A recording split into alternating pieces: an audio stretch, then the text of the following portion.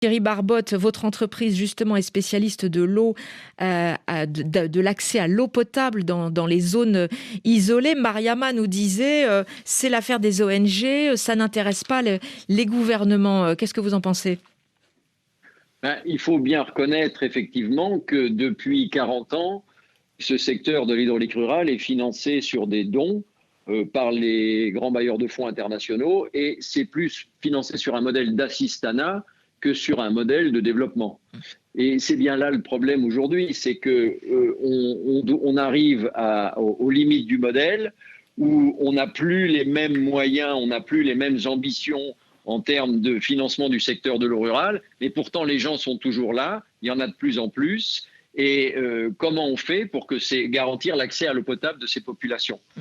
Et c'est bien là-dessus qu'on s'est penché. Et votre entreprise, d'ailleurs, Odial Solutions, est prestataire pour ces politiques d'assistanat, comme vous dites, puisque vous avez installé 110 000 pompes qui apportent de l'eau à 50 millions de personnes en Afrique. C'est-à-dire que vous êtes financé par l'aide publique au développement en tant qu'équipementier vous-même.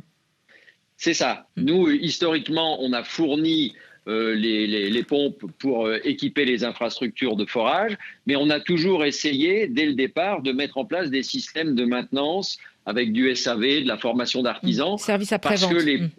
Voilà, service après-vente, parce que les pompes, bien évidemment, si elles sont utilisées, elles tombent en panne, et quand elles tombent en panne, il faut pouvoir les réparer localement. Donc ça, c'était déjà une première approche. Mais très vite, on s'est rendu compte que c'était perfectible et que finalement, on n'atteignait pas le taux d'utilisation, le taux d'opérationnalité qu'on cherchait. Et qu'il fallait absolument impliquer les gens, non seulement dans l'utilisation, évidemment, c'était l'objet, mais aussi dans la gestion et notamment dans le financement du service.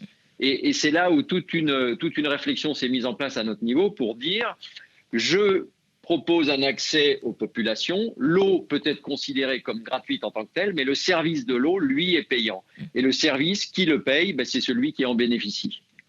À condition d'avoir, évidemment, de mettre en place des systèmes qui sont abordables et soutenables par les populations. Alors, vous êtes en train de tester le système que vous avez créé, Oudouma, au Burkina Faso et au Mali en zone rurale. Comment ça fonctionne concrètement ?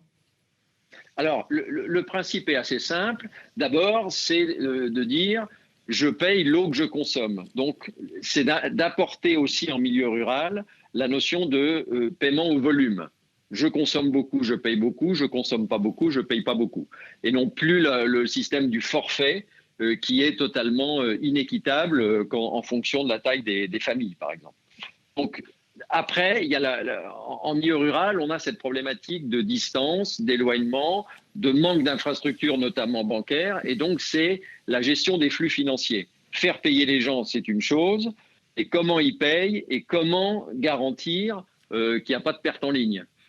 Et donc, ce qu'on a défini, c'est qu'avec le développement des technologies de téléphone portable, on a mis en place un système de paiement par carte qui se recharge à travers justement toutes ces technologies de téléphone portable et qui permettent aux populations de payer non pas en cash à chaque fois qu'elles vont chercher de l'argent, mais avec leur carte qu'elles ont rechargée au moment où justement elles avaient une disponibilité financière personnelle. Donc une carte prépayée, vous allez à la pompe ou à la borne fontaine et vous tirez l'eau en fonction de ce qui est prépayé sur votre carte, en fonction de l'argent qu'il y a sur votre carte. Exactement. S'il y a du crédit, vous pouvez prendre de l'eau. S'il n'y a pas de crédit, vous ne pouvez pas prendre d'eau. Il faut aller recharger la carte. C'est un système qui s'inspire un peu de la téléphonie mobile, finalement. Complètement. Et qui doit beaucoup, justement, au développement de cette technologie en Afrique, puisqu'il faut quand même reconnaître que le téléphone mobile en Afrique, il s'est beaucoup plus développé qu'en Europe, en tout cas beaucoup plus vite. Et surtout, le paiement par téléphone mobile, lui, c'est alors là beaucoup plus développé qu'en Europe. Kevin Goldberg, que vous inspire ce type de modèle économique ? Ce modèle, il a été pensé pour que vous, en tant que prestataire entreprise privée, vous ne soyez pas déficitaire. Absolument. Nous, on est entreprise privée, donc on doit gagner de l'argent. Mais j'ai envie de dire, le profit est la seule garantie de durabilité. Si une entreprise gagne de l'argent, raisonnablement, comme le disait Kevin tout à l'heure, à partir de ce moment-là, on peut s'inscrire dans la durée. Le problème de la subvention ou de l'apport ponctuel pour combler un déficit, c'est par définition pas durable. Ça veut dire que là, les habitants, dans ce qu'ils payent en zone rurale sur ce programme Oudouma, il n'y a pas du tout d'argent public, il n'y a pas un litre d'eau qui est subventionné, il n'y a rien. Non, les infrastructures c'est 100% ont été privatisé, financées. Oui, et le financement des coûts d'exploitation est assuré par le tarif de l'eau. Kevin Goldberg. Oui, alors ce que dit M. Barbotte est très intéressant en termes de système. Je précise quand même que les tarifs, juste quand même, que les tarifs que vous proposez pour Oudouma sont beaucoup moins chers que ce que nous ont dit nos auditeurs, par exemple en RDC, puisque vous êtes aux alentours de moins d'1 € pour 1000 litres d'eau. C'est bien ça, Thierry Barbotte. 100 francs CFA le mètre cube. Oui, c'est ça. Évidemment, c'est beaucoup, beaucoup moins cher que ce que nous ont signalé nos auditeurs dans d'autres pays. Thierry Barbotte, vous dites souvent, en tant que chef d'entreprise, que le tarif de l'eau, ça ne se décrète pas, ça se calcule.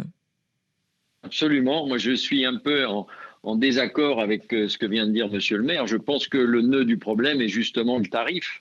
Parce que à partir du moment où vous, à chaque mètre cube d'eau produit, quel que soit le producteur, vous perdez de l'argent, bien évidemment, vous n'êtes plus dans une situation durable, vous ne pouvez plus, très vite, vous ne pouvez plus continuer à fournir l'eau, le service se dégrade, donc les gens sont mécontents, donc ils veulent, déjà ils payaient pas forcément le tarif nécessaire, mais ils payaient un peu, là ils ne payent plus puisque le service n'est pas à la hauteur, et c'est un cercle infernal. Si, à l'inverse, on a un calcul qui nous permet de couvrir les charges d'exploitation et d'autoriser un peu de bénéfices de manière à ce que l'entreprise puisse réinvestir, là, on est dans un cercle vertueux. Mais d'une situation à l'autre, le tarif ne sera pas le même parce que les situations de ressources en eau, les moyens technologiques, les exigences techniques ne sont pas les mêmes.